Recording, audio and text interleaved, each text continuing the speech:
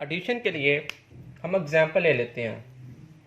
कुछ बच्चों को इस तरह मिस्टेक लग जाती है कि कब साइन प्लस का आएगा, कब माइनस का आएगा, टर्म प्लस होगी माइनस होगी। इसके लिए आपको बता देता हूँ, आप क्रिकेट के एग्जाम्पल ले लें। आपका 4 स्कोर है, 4 है प्लस में, ठीक है। आपका 2 स्कोर और हो जाता है तो ये कितना बन जाएगा, 4 और 2 6 प्लस में 6। अब माइनस के लिए डबल विकेट एग्जाम्पल ले लेते हैं। आपका 4 स्कोर है, आप 1 टाइम आउट हो जाते हैं और 1 टाइम आउट होने का स्कोर आपका होता है -2। तो 4 में से 2 आपका माइनस हो जाएगा, मतलब कम हो गया। तो आपका बाकी स्कोर कितना होगा, +2। अब आपका स्कोर है -4, आप 2 टाइम आउट हुए हैं, आपका -4 स्कोर हो गया।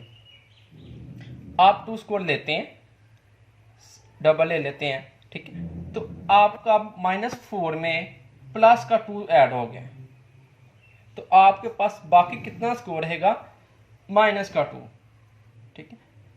अगर आपका -4 स्कोर है, आप 1 टाइम आउट हो जाते हैं, तो आपका जो स्कोर होगा वो -6 में चला जाएगा, ठीक है।